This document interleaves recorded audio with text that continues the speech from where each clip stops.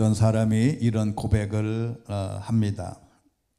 사춘기 아들 때문에 고민하는데 유튜브에 법륜 스님의 증문즉설로 위로받는다고 합니다.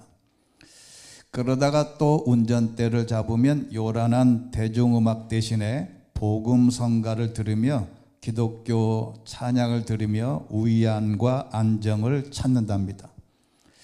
그러다가 가끔 아내와 점을 보러 가기도 하지만 믿는 종교는 따로 없답니다. 역시 특정 종교를 믿지 않는 대학생 조카는 방학 되면 유명 사찰의 템플스테이를 친구들과 같이 찾는답니다. 새벽 예불을 하고 사찰 음식을 먹으면 몸과 마음이 정화되는 느낌이 좋다고 한답니다. 우리 한국에는 종교가 없는 사람이 더 많은 사회입니다. 갤럽 조사에 따르면 2004년에 54%였던 종교 인구가 약 20년이 지난 2024년에는 49%로 감소했습니다. 20대 이하는 더 적극적입니다. 열의 8명은 종교가 없고 나머지 한 명은 종교는 믿지만 예배나 법회는 가지 않습니다.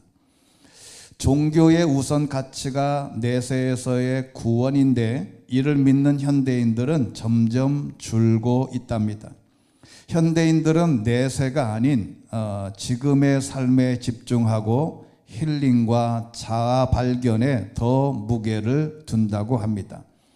요즘 젊은 세대는 굳이 특정 종교를 찾지 않고 여러 종교 전통에서 자신에게 필요한 요소만 골라서 조합하는 것 같습니다. 그래서 증상에 따라 이 병원 저 병원 골라다니는 의료 쇼핑처럼 일종의 종교 쇼핑, 영성 쇼핑을 한다고 합니다. 병원도 또 자기가 원하는 곳을 돌아다니면서 자기에게 맞는 것을 쇼핑하듯 종교도 영성도 골라서 쇼핑을 한다고 합니다. 아예 종교에서 영성은 거르고 때로는 실용적인 기능이나 라이프 스타일만을 취하기도 합니다. 예를 들어서 힌두교 색채를 걷어낸 채 몸매 교정용 요가를 한다든지 불교를 믿지 않으면서 디지털 디톡스를 위해서 사찰을 찾는 형식입니다. 그리고 많은 사람들이 알고 있는 산티아고 순례길이라는 길에도 우리 한국 사람들도 많이 갑니다. 이 산티아고는 지난번에도 말씀드렸듯이 예수님의 제자 야고보를 이 나라 언어로 산티아고 성 야고보가 복음을 전하면서 갔던 바로 그 길이 바로 산티아고 순례길입니다. 근데 사람들은 아무것도 모르고 그냥 예수 믿지 않는 사람들도 거기 가서 순례길을 걸으면서 그냥 건강과 나름대로의 생각을 정리하는 것 같습니다. 종교가 취향처럼 보이는 시대에 우리가 찾는 것이 진정한 내적 성장이고 영적 성장이거나 내세의 목표를 두는 게 아니라 단순한 위안의 탐닉인지 궁금해할 수 있습니다. 한국 기독교는 절기가 이렇게 활성화가 되지 않아서 세상 종교와 세상 흐름과 특별한 기독교의 절기에 사람들이 인식하는 예가 상당히 적습니다. 우리가 알기로 지금은 사순절 절기인데 사순절이라고 하는 것은 부활절 이전에 약 40일 동안 지켜지는 기독교의 절기인데 이것은 교회에 와서만 느낄 수 있는 하나의 절기입니다. 이 사순절 절기를 영어로는 렌트라고 합니다. 자동차를 빌리는 것도 렌트입니다. 이게 여러 가지 의미가 있는데 이 렌트는 예수님의 사역과 예수님의 그분이 남겨놓고 간 모든 것을 내가 빌려 쓰는 것입니다. 굉장한 중요한 의미가 영어의 단어에도 있습니다.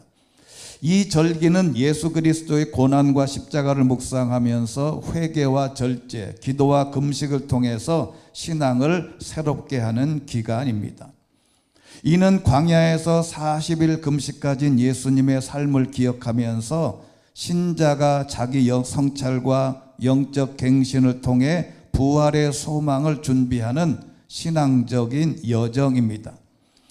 그 사순절 기간에 꼭 읽어야 할 본문을 추천해 달라고 하면, 또는 많은 문서에 바로 이 사순절 기간에 꼭 읽어야 할 본문이 오늘의 본문입니다. 그 이유를 살펴보면 이렇습니다. 사순절에 왜 이 본문을 묵상해야 하는가? 바로 사순절은 단순한 절기가 아니라 광야를 걷는 시간이기 때문에 그렇습니다. 예수님께서는 광야에서 40일을 금식하시면서 시험을 받으신 후에 공생애를 시작했습니다. 이스라엘 백성들이 가나안에 들어가서 천국에 들어가기 전에 40년을 광야에서 40년을 보낸 것과 같은 의미입니다. 누구든지 광야를 통과해야 하나님을 만나고 예수님을 만나고 신앙의 정체성이 확인되는 것입니다. 오늘 출애굽기 17장은 구원 이후의 이야기입니다. 즉 홍해를 건넌 백성들이 광야에서 들어가는 그 순간이 바로 구원받는 것을 상징합니다. 애굽은 세상에서 나왔다 하는 것은 바로 예수를 믿는 구원의 입구에 통과한 것입니다. 그런데 이 장면을 이렇게 표현합니다. 고린도전서 10장 1절 말씀, 아주 유명한 본문인데 우리 같이 한번 읽겠습니다. 시작.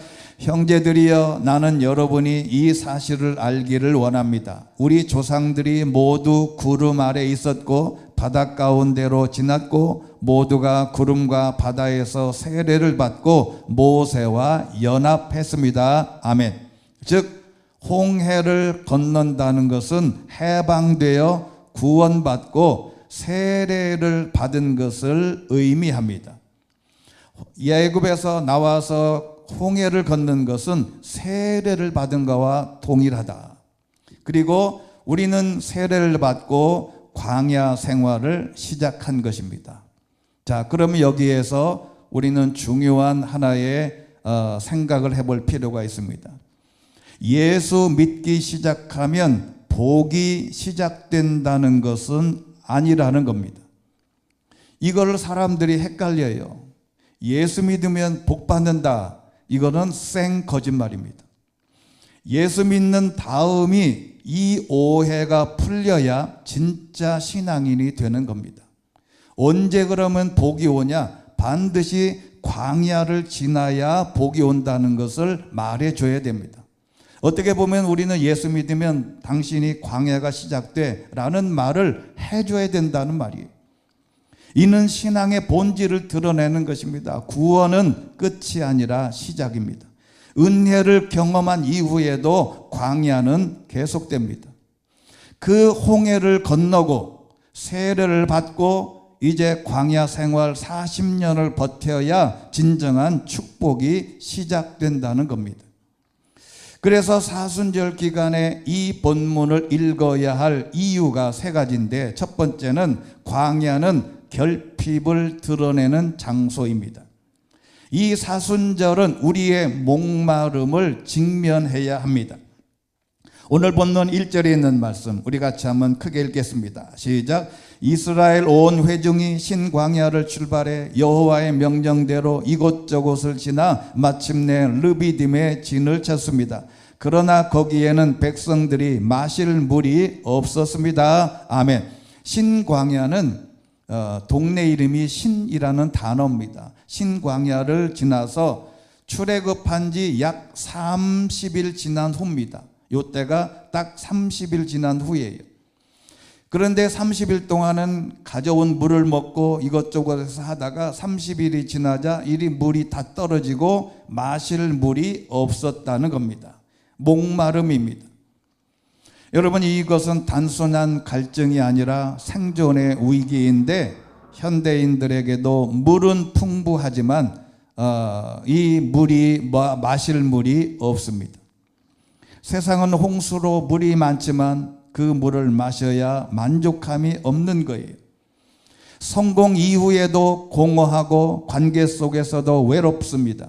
사순절은 이 영적 목마름을 인정하는 것입니다. 세상은 마실 물이 없다. 죄송하지만 한번 따라해 보겠습니다. 세상은 마실 물이 없다. 바다는 물이 많은데 마실 물이 아니에요. 세상은 모두 누리고 마실 것이 천지인데 마셔도 목마름입니다. 돈이 필요해서 돈이 물인데 이 물을 마음껏 마시고 아무리 저축을 하고 아무리 벌어도 거기에는 목마른 뿐이에요. 세상의 명예, 세상의 권력, 잡으면 잡을수록 부하면 부할수록 그 목마름은 극에 달합니다. 바로 우리는 이 사순절 기간에 우리 안에 목마름을 경험해야 하는데 육신의 목마름은 우리가 자동으로 다 처리합니다. 요구를 하지 않아도 본인들 스스로 육신이 목마르면 물을 찾아 먹고 돈이 없으면 돈을 찾아서 산만리 아니라 지구 끝까지 갑니다. 그런데 우리는 무엇을 깨달아야 되냐면 영적 목마름을 경험하고 느끼고 간절히 찾아야 한다는 겁니다. 시편 42편 1절 말씀 우리 같이 읽겠습니다. 시작. 오 하나님이여 사슴이 목이 말라 헐떡거리며 시냇물을 찾듯이 내 영혼이 목이 말라 주를 찾습니다. 할렐루야. 사슴이 목이 마르면 목이 점액질이라서 목이 붓는답니다. 그러면 이 사슴이 그 목이 붙으면 호흡이 곤란해서 그냥 죽어요. 그러니 물을 마시려고 얼마나 헐떡거리냐면 사슴이 물을 찾으러 돌아다니다가 발굽 사이에 피가 나도 모를 정도로 물을 찾아 헤맨답니다. 우리의 영혼이 목이 말라 주를 찾는 상황을 이렇게 묘사한 것입니다. 그리고 사순절은 우리의 원망을 드러냅니다. 2절 말씀 보면 백성들이 모세에게 대들면서 말했습니다. 우리에게 물을 달라. 베드로가 무슨 생수 파는 장사입니까? 무슨 회사의 사장이에요?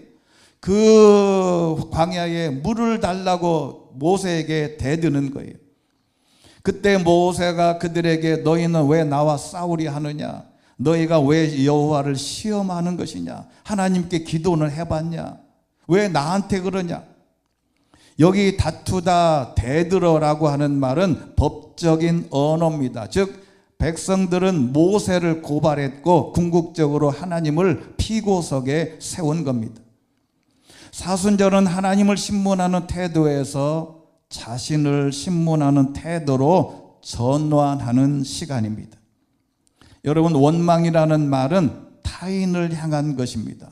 회개는 자신을 향한 거고 원망은 타인을 향한 것인데 모세를 하나님을 타인을 향해 원망하는 것은 가장 불경스러운 것 중에 하나입니다. 즉 사순절 기간은 바로 자신을 원망하는 시간입니다.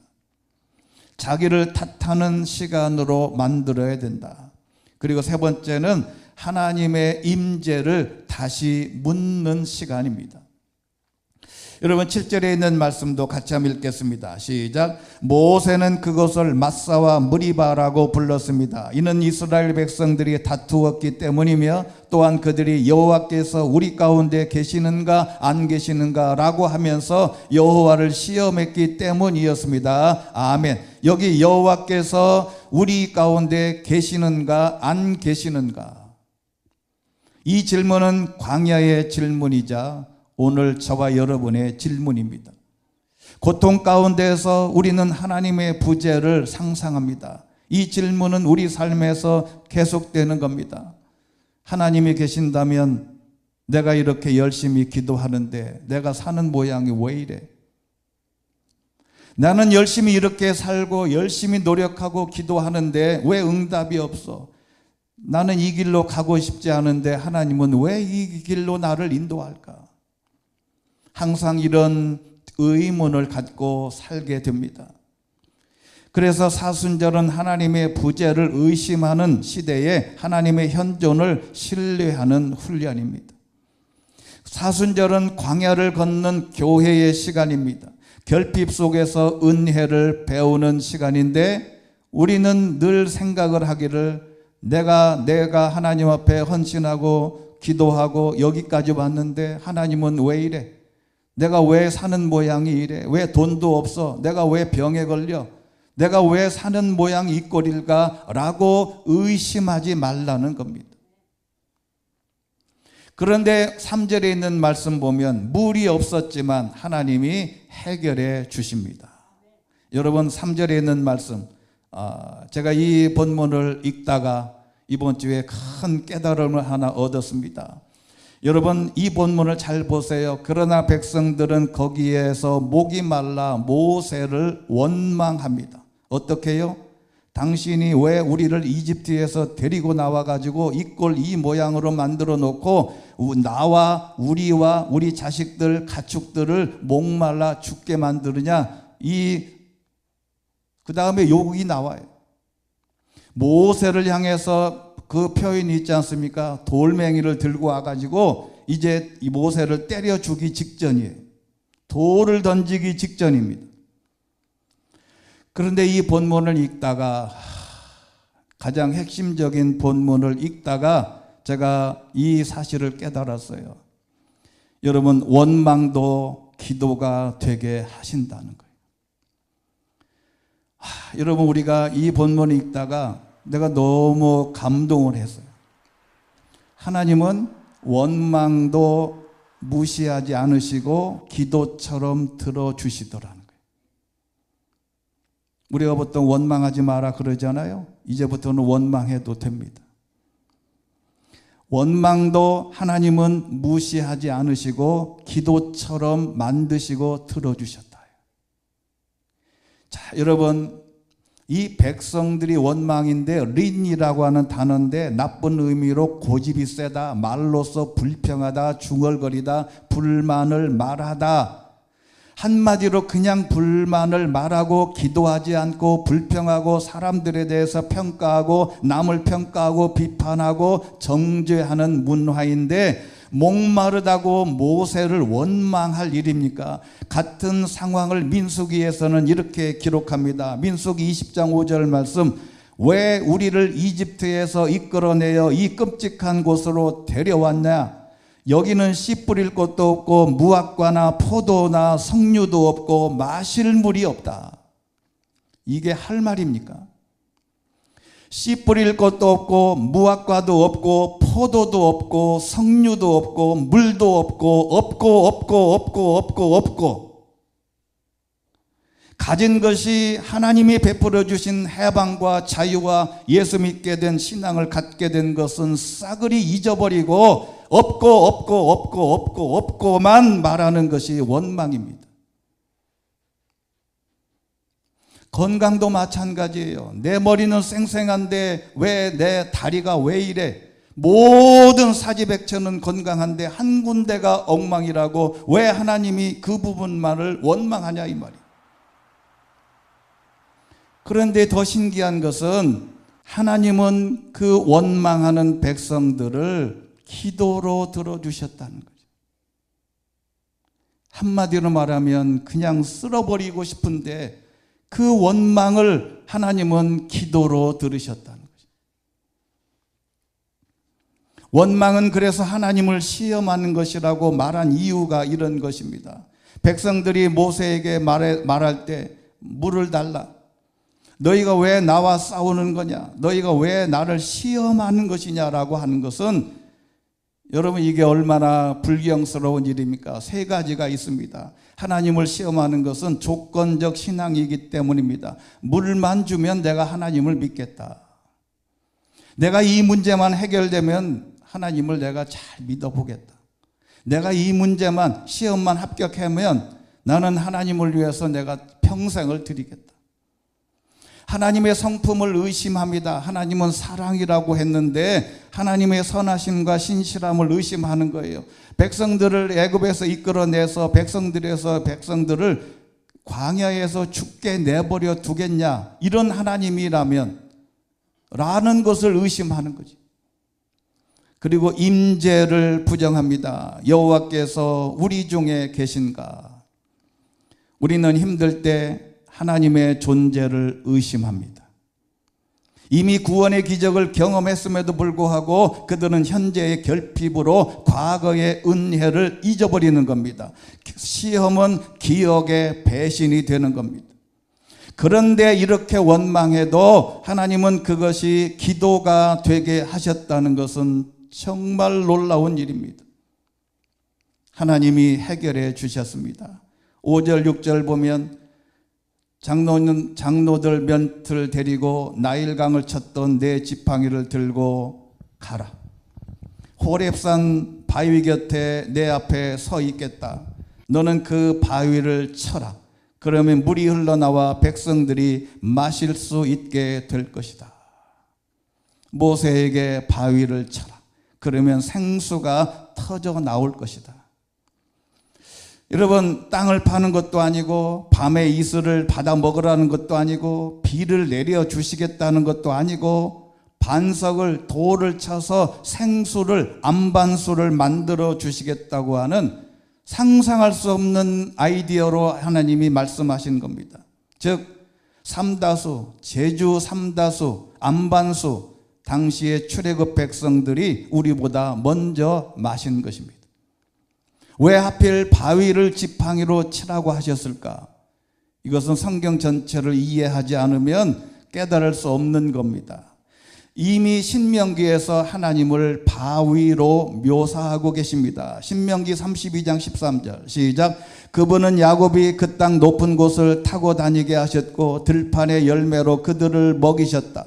그분은 바위에서 꿀을 내어 딱딱한 바위 틈에서 기름을 내어 그에게 힘을 푹 돋우셨다. 아멘.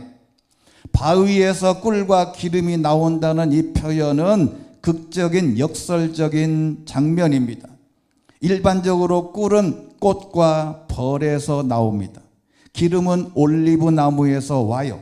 그런데 하나님은 바위 같은 곳에서도 생명을 만들어 내신다는 겁니다.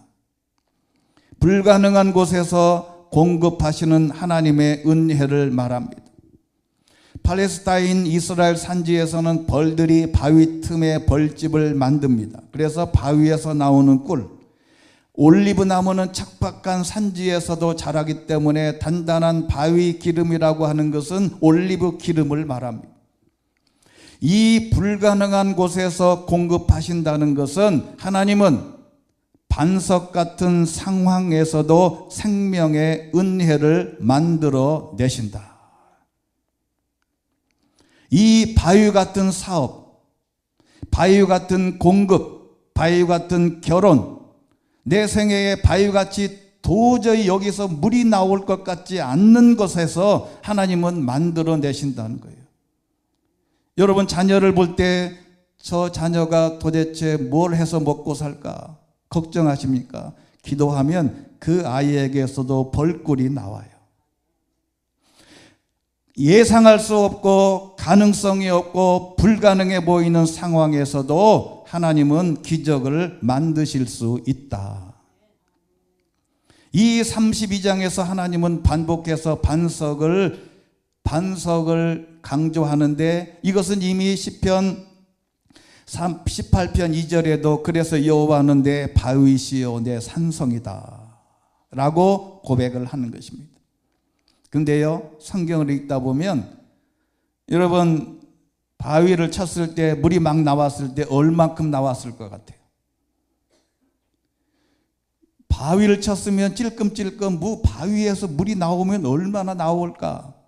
여러분, 그런데 그 다음에 시편을 읽어보면 정말 기가 막힌 표현들이 많아요. 시편 78편 15절 광야에서 바위를 쪼개 바닷물만큼 많은 물을 주셨고 바위에 쪼개진 틈에서도 시내를 내어 강물처럼 흐르게 하셨다.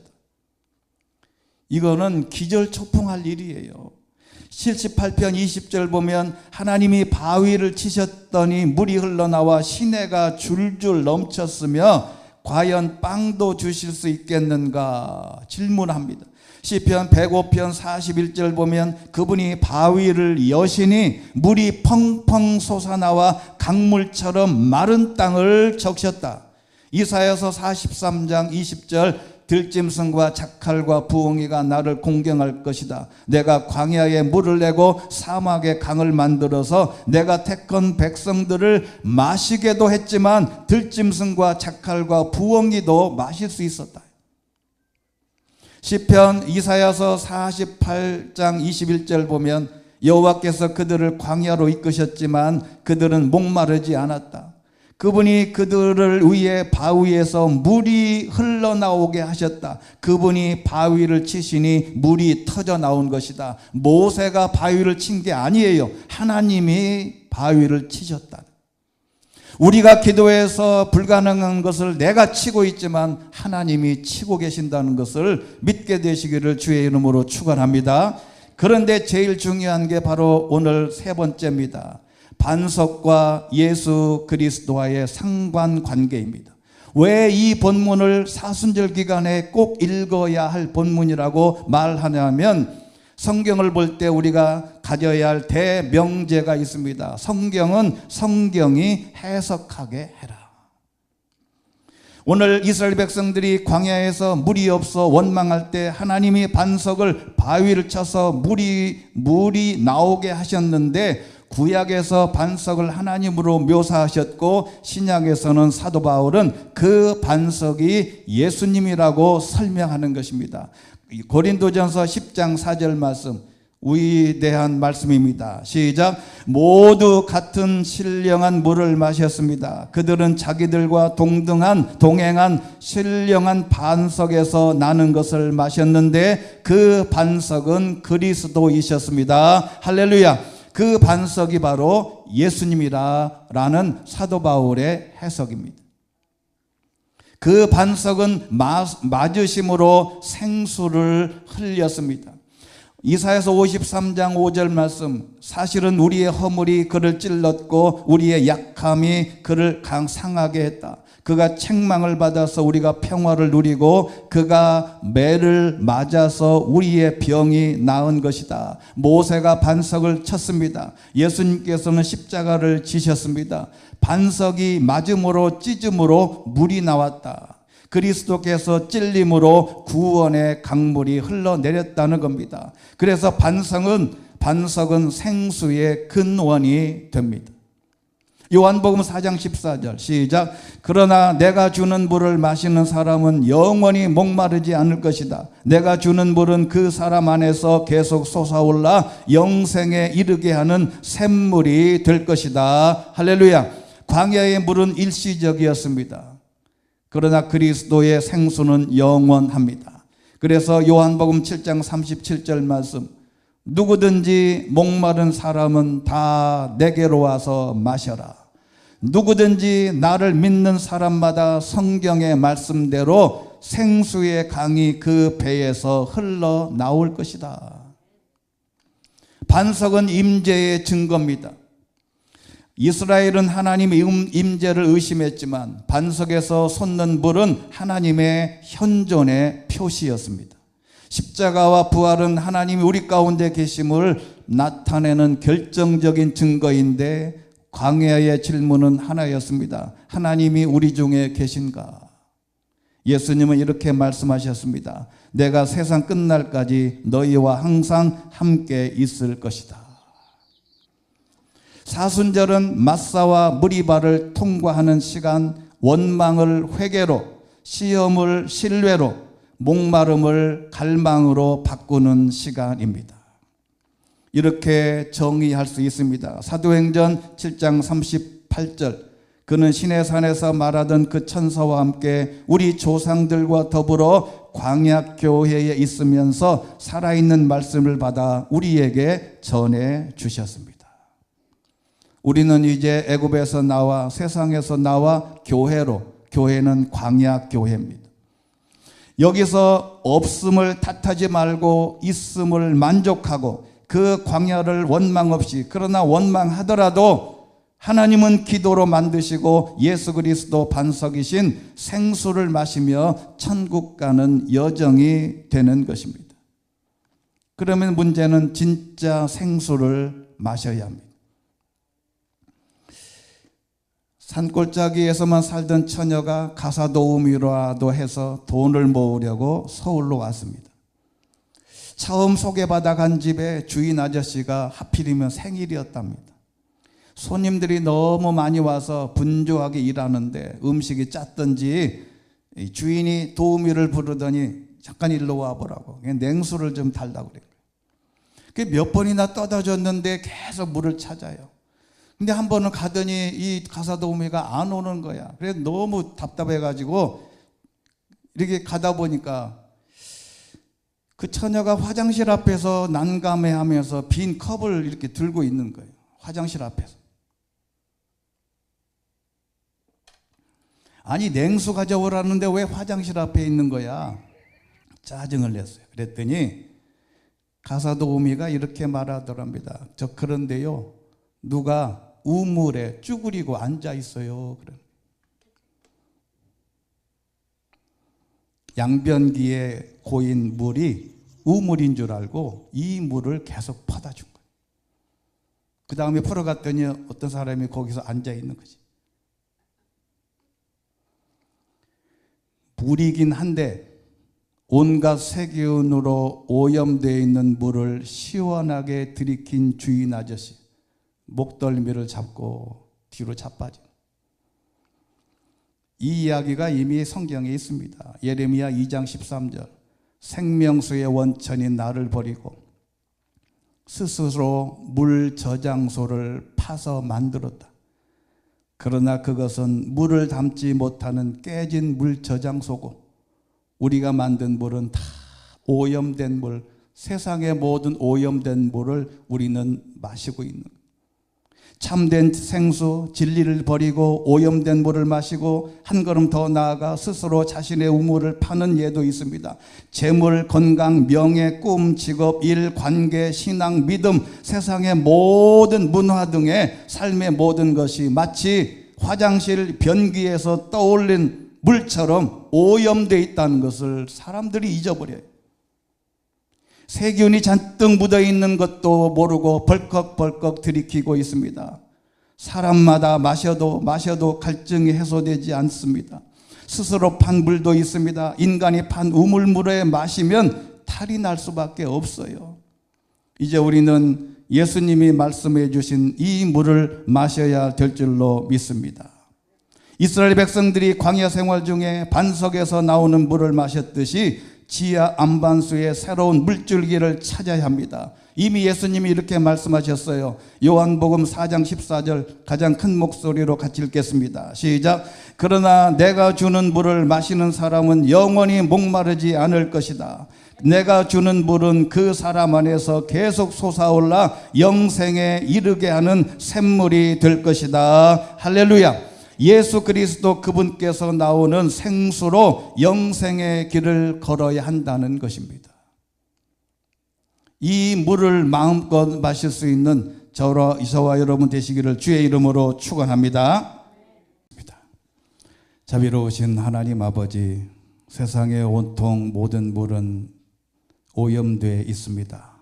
그 물을 마시지 않고 예수님이 마련해 주신 생수, 영생에 이르는 샘물을 마시게 하옵소서. 예수 그리스도 이름으로 기도드리옵나이다. 아멘.